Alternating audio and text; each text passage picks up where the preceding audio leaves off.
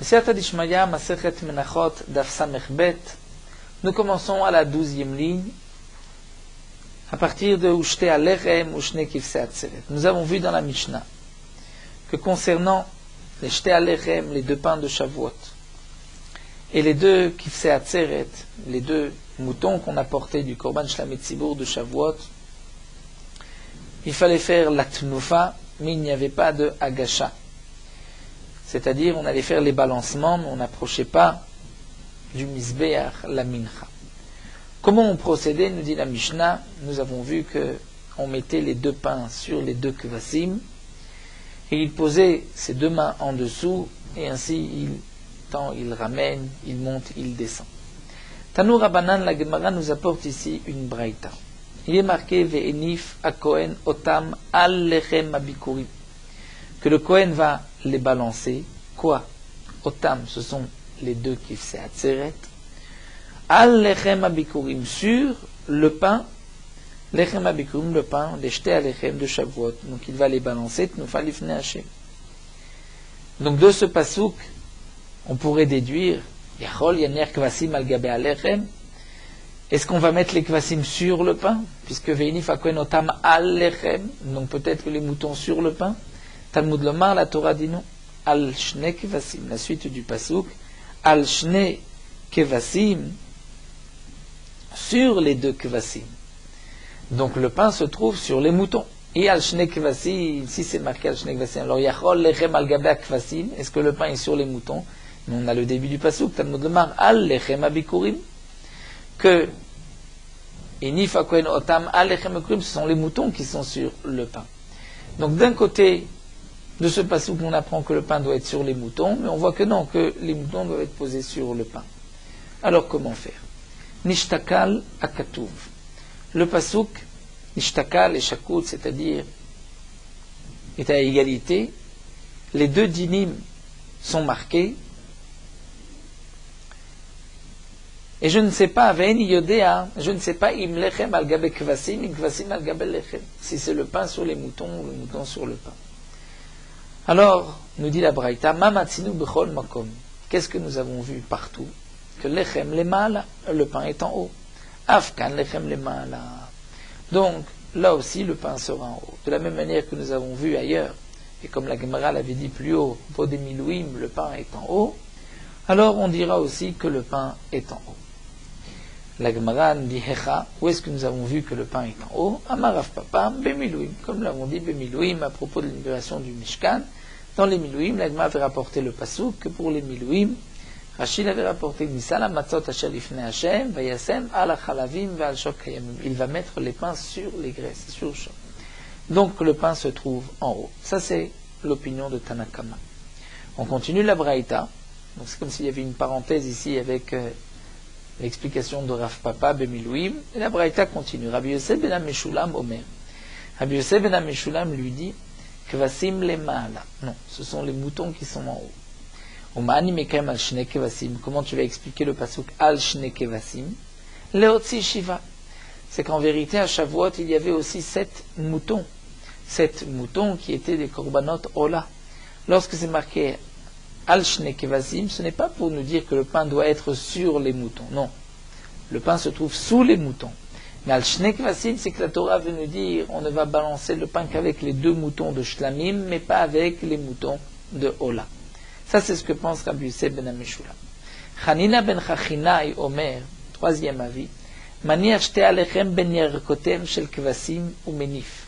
Il va poser les 2 pains entre les cuisses, les pieds des kvasim, des moutons. C'est-à-dire qu'il y a donc un pied en bas, le pain, et un pied en haut. Et donc de cette manière, on peut accomplir les 2 psukim ou manif, on fait la tunufa, veninsa mekem shne mikrot, là où on accomplit les 2 psukim, lechem al gabe kvasim, et kvasim al gabe lechem. Par rapport au pied du bas, c'est le lechem qui est sur les moutons, par rapport au pied du haut, c'est le mouton qui est sur le pain. Amar Rebi, mais Rebi n'est pas d'accord. Rebi nous dit, comme bien sûr Rachid nous explique qu'on va allonger les kvasim, et de cette manière on va poser le pain et faire les balancements, puisque on parle que les bêtes sont vivantes, puisque comme nous l'avons vu dans notre Mishnah, pour Zifrei Shalmei Tzibour, il faut faire une tnufa chaim ou shrutim. Il y a deux tnufot, vivant mais égorgé. Donc là, même lorsque la bête est vivante, on va donc la pencher et mettre le pain entre les cuisses et ainsi faire entre les pattes et ainsi faire la tnufa. Amar Rabbi, mais Rabbi n'est pas d'accord. Rabbi dit Lifnei melech basar vadam eno simken. Devant un roi de chair et de sang, on ne fera pas une telle chose de mettre du pain entre deux pieds d'une bête. Lifnei melech malchem lachem akadosh baruch hu simken. Est-ce que devant akadosh baruch hu on va faire une telle chose? Elle a dit Rabbi manière ze betzad ze ou minif. On posera l'un à côté de l'autre et on fera la tnufa. La Gemara demande, mais c'est marqué dans le pasuk al, ve'abaignan al, et al signifie par-dessus. Hamale Rafrizda le Ravamnuna, Rafrizda répond à Ravamnuna, Vamrida, après certains c'est Ravamnuna, qui dit Rafrizda, Rebi l'Etame. Rebi, nous savons qu'il pense par ailleurs, et là il rejoint son opinion, ce qu'il pense, des Amar al Besamour, que lorsque c'est marqué al, ça ne veut pas dire dessus, mais ça veut dire à côté des Tania. Comme nous avons une braïta à propos du Lechem Apanim, la Torah dit Venatata, tu mettras à la Ma'arechet Levona Zaka. Sur la Ma'arechet, c'est-à-dire, on devrait dire, tu vas mettre sur les 6 pains, Ma'arechet Levona Zaka, une cuillère de Levona. Donc, est-ce que cela veut dire que tu mets par-dessus les pains du Lechem Apanim qui se trouve sur le Shulchan, tu mets la cuillère de Levona? Non. On mettra à côté, dit Rabbi Omer, Al Besamour. C'est à côté. Donc sur la table à côté. Ataomer al besamour et noël al mamash. Et la Braïta demande même, donc d'après Rabbi, est-ce que tu mets est-ce que al c'est besamour à côté ou peut-être que c'est vraiment par-dessus que Omer, lorsque c'est marqué dans le pasuk Vesakota al haaron et aparochet, tu vas recouvrir sur le haron la parochet. Pourtant la parochet, le rideau qui c'est pas entre le Kodesh à Kodashim ne se trouvait pas sur le haron, se trouvait à côté. Et la Torah utilise le terme al, et veomer al besamour. Donc al, c'est à côté. Donc de la même manière que pour le haron, la parochet, bien que c'est marqué al haaron, la parochet n'était pas sur le haron mais à côté. De même, on dira pour les 2 cuillères du lechem apanim, ce n'était pas sur le pain mais à côté. Ça, nous le verrons par la suite encore dans la suga du lechem apanim. Et donc la Gemara continue que même pour la tnufa, des kvasim et des jetés à lechem, d'après Rabbi, ce n'est pas le pain sur les kvasim ou le contraire, mais c'est à côté. Donc nous avons vu ici une braïta, où la braïta nous dit, il y a plusieurs avis. Tanakama pense que c'est le pain qui est en haut. D'après Rabbi Yosef ben Ameshulam, c'est les moutons qui sont en haut. D'après Rabbi Hanina ben Chachinai, le pain est entre 2 pieds du mouton. Et d'après Rabbi, il est à côté. 4 opinions. Molich ou mevi, ma'ale ou morid, les balancements se font par un geste de molir, il tend et il ramène, ma'ale ou morid, il monte et il descend. Amar Rabbi Chia baraba, amar Rabbi Yochanan, molich ou mevi, il tend, il ramène les misha ruchot chez l'over à Kadosh Baruch Hu, à qui tous les ruchot, c'est-à-dire tous les vents lui appartiennent, et ma'ale ou morid, les misha shamayim varet chez l'eau, il monte et il descend, celui à qui le ciel et la terre appartiennent. Bema'arava matnu achi, en Eretz Israël, on disait ainsi, Amar Rav Chama bar Ukva, Amar Rabbi Yosef bar Rabbi Hanina, molich ou mevi, pour quelle raison? Kedel atzor uchot raot, pour retenir, empêcher les mauvais vents. Donc il faisait la tnufa dans les 4 points cardinaux pour empêcher les mauvais vents d'arriver sur la terre. Et Ma'ale ou Morid, par ce geste de Ma'ale, de monter et de descendre, Kedel atzor tlalim reim, pour retenir les mauvaises rosées. Tal, la rosée, il y a une mauvaise rosée. Donc c'est pour cela qu'il faisait ce mouvement. Grâce à ce mouvement, il empêchait les ruchot raot et les tlaim. Amar Rabbi Yosef bar Avid Zot Omer. Donc de là on voit que chez Harem Mitzvah Makvim et Tapuranut, même ce qui est chez Harem Mitzvah, c'est-à-dire les restes d'une mitzvah, ce qui n'est pas vraiment une mitzvah, c'est-à-dire obligatoire, qui est me'akef, c'est vrai qu'on doit faire cette mitzvah de tnufa, mais si on n'a pas fait le korban et kasher. Et tu vois que bien que ce n'est pas une mitzvah qui est me'akev, malgré tout, ma'akvim et taporanut, elle retient les malheurs, puisque grâce à la tnufa, on retenait les mauvais vents et les mauvaises klalim. De la tnufa, la preuve c'est que la tnufa, shiarem mitzvahi, c'est les restes, on peut appeler restes de mitzvah, puisque si on n'a pas fait bediavad, c'est kasher, votre siret ruchot raot vetlaim raim, et ça empêche les mauvais vents et les mauvaises rosées. Amar Rabba, et Rabba nous dit, v'chen lulav, de même pour le lulav. De même pour le lulav, il faut aussi faire molir ou mevi. Ravacha et ma'ale ou morid. Ravacha bar Yaakov, mam tele ou maï tele. Ravacha bar Yaakov pour le lulav, il tend et il ramène le lulav, ou marve achi, il montrait ainsi, il disait, V'amar, gira be'ena de sitna. Il disait, le lulav, c'est comme une flèche dans les yeux du Satan. Et l'agma dit, v'lav miltaï. Il ne faut pas s'exprimer ainsi, il ne faut pas le dire, mishum date d'idgouyebe, puisque sinon on va provoquer le Yetzirah, et il va venir ensuite attaquer l'homme. Si on dit, ça c'est une flèche dans ses yeux, il va ensuite venir, après cette provocation, il va venir attaquer. Tanour Rabbanan, la Gemara poursuit avec une nouvelle braïta. Zifre Shalmet Tzibour, ces deux korbanot, les deux moutons de Shavuot, qui sont des korbanot shlamim, du Tzibour de la communauté, Teunim Tnufa, il faut faire la Tnufa, les balancements, L'achar Shrita ou Tnufatam Kemot She'em Divri Rebi. Il y a une girsa qui enlève l'achar Shrita, qui efface Teunim Tnufa. Il faut faire une Tnufa, on va dire Tnufatam Kemot She'em. Et la Tnufa, c'est Kemot She'em, comme ils sont, c'est-à-dire entiers. Donc il faut faire une Tnufa. Rashi a l'air d'avoir la girsa suivante, de faire une Tnufa, Rashi, après la Shrita.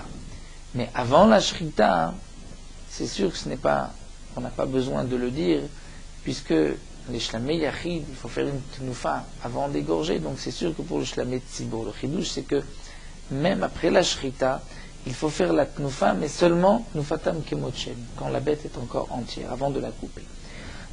Divrei Rebi sont les paroles de Rebi. Vechachamim omrim, Chachamim disent non, bechazé veshok. Lorsqu'on fait la tnufa, après la shrita de ces ifrei shalmei tzibur, de ces moutons, on ne fait la tnufa qu'avec le chazé veshok, la poitrine et le genou. Pema et kamiflégé. Quel est leur machloket? Donc nous avons une machloket entre Rebi et les Chachamim concernant la tnufa des ifrei shalmei tzibur après la shrita. Est-ce que c'est toute la bête entière ou juste chazé veshok? Amar le Rav Chizda, le Rav Amnuna.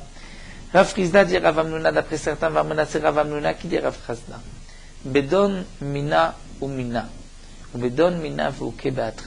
Leur machloket, c'est lorsqu'on apprend un enseignement d'ailleurs. Est-ce qu'on lui donne tous les dinim d'ailleurs, de là-bas?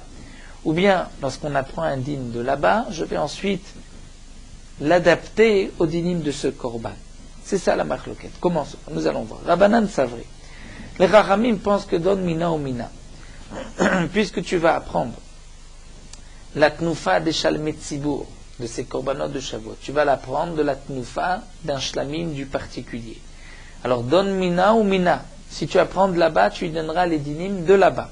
Mazif, shalmei yachid, teunim tnufa, de la même manière que shalmei yachid, il faut faire la tnufa.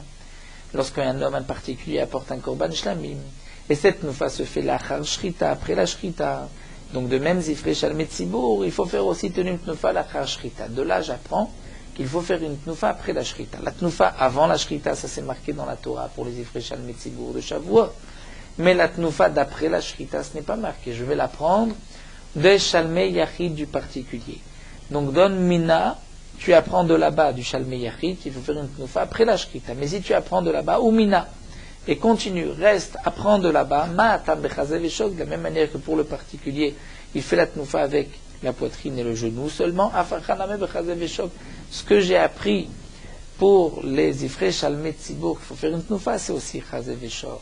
Rebi pense que non, ça va don minav ou kebeatra. C'est vrai que tu apprends de là-bas, mais ensuite tu l'adaptes à ce din-là, aux ifrei shalmei tzibur. Ma ifrei shalmei yachid tunim tnufa. Donc on va dire, de la même manière que shalmei yachid, il faut faire, lorsqu'un particulier apporte un korban, il faut faire une tnufa, les balancements l'achar shrita, une fois qu'on a égorgé la bête, alors av ifrei shalmei tzibur, il faut faire une tnufa l'achar shrita. Donc j'ai appris que pour zifrei shalmei tzibur, il faut faire une tnufa après la shrita. Donc comment faire cette tnufa? Est-ce que c'est toute la bête ou chazé veshok? Là je vais dire v'uke be'atra. Apprends be'atra, dire adapte-le à l'endroit. Hatam ou de chazé veshok, c'est vrai que là-bas, pour le particulier, c'est chazé veshok, avalacha kemot she'en. Ici, c'est comme les bêtes sont, kemot she'en bechaim, comme elles sont de leur vivant. Et donc c'est pour cela que d'après Rebi, il faut laisser la bête entière lorsqu'on fait la tnufa. Rav Papa lui va expliquer, non, alma don mina ou mina.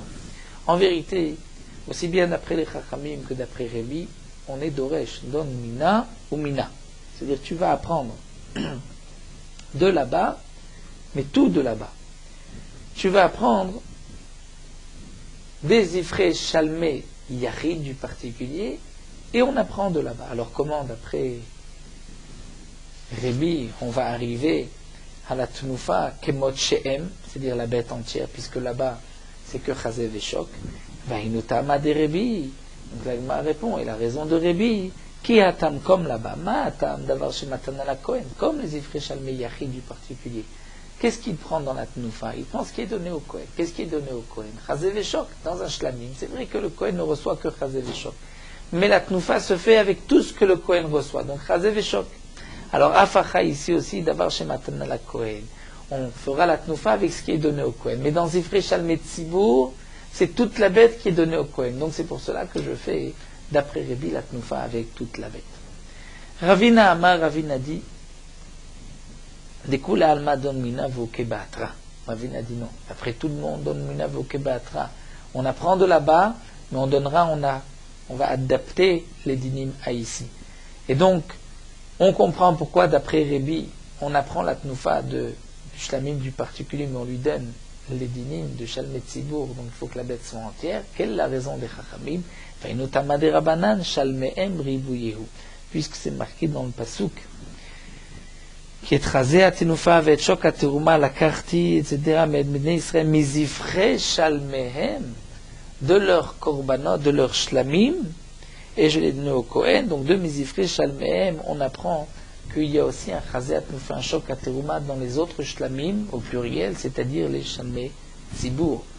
Et donc je vais dire que même pour les ivrés shalmei tzibour, la Torah dit que c'est les chazé veshok, la poitrine et le genou, qu'il faut prendre pour faire la tnufa. C'est ce que donc j'apprends de ces mots en plus, de shalmehem, de ce pluriel, qui nous inclut aussi les shalmei tzibour. Donc nous avons vu que pour les Shalmei Tzibour de Shavuot, on va faire la tnufa avec les deux pains. Il faut faire une tnufa du vivant de la bête, et une fois qu'elle est égorgée. Lorsque la bête est vivante, bien sûr, la bête est entière. Comment on va placer le pain? Nous avons vu toute une marloquette, 4 avis qui ont été mentionnés, 4 Tanaïm. Et après la shrita, on va faire aussi un balancement, une tnufa, mais cette fois-ci, nous avons une marloquette. Est-ce que c'est toute la bête ou juste chazé veshok? On continue avec Rabbi Shimon Omer. Nous avons vu dans la Mishnah, Rabbi Shimon a dit Shlosha minim teunim shalosh mitzvot. Donc l'Agma reprend d'abord la Mishnah. D'après Rabbi Shimon, il y a 3 sortes, c'est-à-dire 3 korbanot. On a dit que c'est Shalmei Yachid, le shlamim du particulier, le shlamim du Tzibour et le Hacham du Metzora. Et ces 3 korbanot, teunim shalosh mitzvot, ont besoin, en tout, il y a 3 mitzvot. Et shtaim bekol echad, 2 dans chaque korban, vishlichit en baem. Et la troisième ne se trouve pas dans les 3 korbanot. Donc, quels sont les 3 mitzvot? La tnufa du vivant, la tnufa après la shrita, et aussi la smicha. Ce sont les 3 halachot qu'on va diviser ici. Dans ces 3 korbanot, on va donner 2 dinim à chaque fois. Velouen. Zifre shalmei yachid, zifre shalmei tzibour, vacham metzora. Voici les 3 korbanot. Zifre shalmei yachid, le korban shem d'un particulier, tunim smicha chaim. On fait la smicha du vivant de la bête, ou tnufa shruti, mais aussi la tnufa après que la bête a été égorgée. Ça c'est pour Shalmei Yachid, mais il n'y a pas de tnufa chaim lorsque la bête est vivante. Il y a la smicha et la tnufa après que la bête est égorgée. Si vrai Shalmei Tzibour, teunim tnufa chaim shrutim, faire une tnufa du vivant de la bête et après la mort de la bête, mais en baim smicha, il n'y a pas de smicha. Alors que le Hacham Metzora, on fait ta'un smicha ou tnufa chai, la smicha et la tnufa lorsque la bête est vivante, ben bot tnufa shachut, il n'y a pas de tnufa lorsque la bête est égorgée. La Gemara va nous rapporter ici quelques kalvachomer, la Gemara va proposer. C'est vrai qu'il n'y a que 2 dinim dans le Shalmei Yachid, il n'y a Shalmei Yachid, nous avons vu qu'il n'y a que la smicha et la tnufa une fois que la bête est égorgée. Demande la Gemara, et pourquoi on ne dirait pas Veyu zifre Shalmei Yachid, teunim tnufa chem, qu'il faut faire aussi une tnufa, les balancements lorsque la bête est vivante. Mikal vachomer, on va dire, Uma zifre Shalmei Tzibour, c'est déjà le zifre Shalmei Tzibour shen, teunim smicha, la Torah n'exige pas de smicha qu'on pose les mains sur le korban chaim lorsque la bête est vivante. Et pourtant, teunim tnufa chaim, il faut faire les balancements lorsque la bête est vivante. Alors zifre Shalmei Yachid, du particulier teunim smicha chaim, où on fait une smicha lorsque la bête est vivante, alors il ne dit tnufa chem, n'est-ce pas, plus forte raison pour faire un balancement lorsque la bête est vivante. La Gemara répond non. Miet rachmana gabe zifre Shalmei Tzibour otam. C'est marqué à propos des Ifrei Shalmei Tzibour, Otam, Ve'enif HaKohen Otam. La Torah nous dit, le Kohen va faire les balancements Otam de ces korbanot-là pour exclure Otam, les motés des Ifrei Shalmei Yachid. Donc le Shalmei Yachid, il n'y a pas de Tnufa lorsque la bête est vivante. On continue. Ve'yu Ifrei Shalmei Tzibour Teunim Smicha. Pourquoi on ne dirait pas que Ifrei Shalmei Tzibour, il faut faire la Smicha? La Gemara est en train ici, pour chaque korban, d'essayer de rajouter le troisième din que nous n'avons pas donné à chaque korban. Chaque korban a 2 dinim, pourquoi on ne rajouterait pas le troisième? Donc Shalmei Yachid, on ne peut pas rajouter la Tnufa Chaim, puisque c'est exclu d'un pasuk. Mais pourquoi Ve'yu Ifrei Shalmei Tzibour? Pourquoi on ne dirait pas que les Ifrei Shalmei Tzibour, Teunim Smicha, il faudrait faire une Smicha Mikal Vachomer? Huma Ifrei Shalmei Yachid, si le korban Shalmei du Yachid, Shen Teunim Tnufa Chaim, on ne fait pas de Tnufa lorsque la bête est vivante, et pourtant Teunim Smicha, il faut poser les mains. Alors Ifrei Shalmei Tzibour, chez Teunim Tnufa Chaim, il y a une obligation de Tnufa lorsque la bête est vivante. Et nous dit Teunim Smicha qu'on devrait faire la Smicha. Donc on devrait faire la Smicha, c'est-à-dire certains feront la Smicha pour tout le clan d'Israël. Amar Ravina, Ravina répond non. Gemire, nous avons appris, Misinaï, que Shte Smichot Betzibour, il n'y a que 2 Smichot pour le Korban Tzibour. C'est le Parelem Davar chez le Tzibour, où c'est des Zikneïda, les sages, donc le Sanhedrin qui va poser ses mains, et il y a le Seir HaMishtaleh de Yom Kippourim que Aaron va poser ses mains. C'est les seuls Korbanot où nous avons une Smicha Betzibour. Nous l'apprenons de Halacha le Moshe Misinaï. Donc, on exclut aussi Ifrei Shalmei Tzibour de la Smicha. Dernière question, Ve'yu Hacham Metzora, Ve'yu Hacham Metzora, Tom Tnufa Shachut. Pourquoi le Hacham du Metzora ne fait pas de Tnufa lorsque la bête est égorgée? Puisque Mikal Vachomer, on a un Kal Vachomer. Ma Ifrei Shalmei Yachid, Shen Tunim Tnufa Chaim, Tunim Tnufa Shchutim. Si les Ifrei Shalmei Yachid, le Korban Shlamim en particulier, où on ne fait pas de Tnufa lorsque la bête est vivante, et pourtant on fait une Tnufa lorsque la bête est égorgée. Alors le Hacham Metzora, Shetaoun, Tnufa Chai, où on fait une Tnufa lorsque la bête est vivante, et nous dit Tnufa Shachut, n'est-ce pas plus forte raison qu'on doit faire une Tnufa lorsque la bête est égorgée? Là il m'a répondu, Mietra Chamanag, Abezivre Shalmei Yachid, Oto. Puisque c'est marqué à propos de Shalmei Yachid, Oto, Yadav Teviena, et Ishe Hashem, etc., les Hanif Oto, pour faire la Tnufa Oto de ce korban. Oto, les Maoté Hacham Metzora, que pour le Hacham Metzora, il n'y a pas de Tnufa lorsque la bête est égorgée. Et donc c'est pour cela que dans ces 3 korbanot, il y a à chaque fois seulement 2 dinim de ces 3 halachot de Smicha, de Tnufa, du vivant Tnufa après la Shrita. Dans ces 3 korbanot, on trouve à chaque fois 2, mais pas 3. Tanu Rabbanan, on termine avec une dernière braïta, Hamisha, Sheiviu Korban Echad. 5 personnes qui ont apporté un seul korban, Beshutafut, ils se sont associés et apportent un korban. Echad menif alide kula. Un seul fera la tnufa pour les autres. Donc il s'agit d'un korban shlamim que 5 personnes apportent ensemble. Pour le korban shlamim, il faut faire une tnufa. Nous avons vu que la tnufa se fait pour Shalmei Yachid, une tnufa une fois que la bête est égorgée. Un seul fera la tnufa pour tout le monde. Ve'aisha. Et lorsque c'est une femme qui apporte un korban, Kohen menif al yada, c'est le Kohen qui fait la tnufa à sa place. Vechen asholer korbenotav midinatayam. De même, celui qui envoie ses korbanot, il habite loin, il est midinatayam d'outre-mer, il envoie ses korbanot au Bet Hamikdash. Kohen menif al yado, c'est le Kohen qui fera la tnufa à sa place.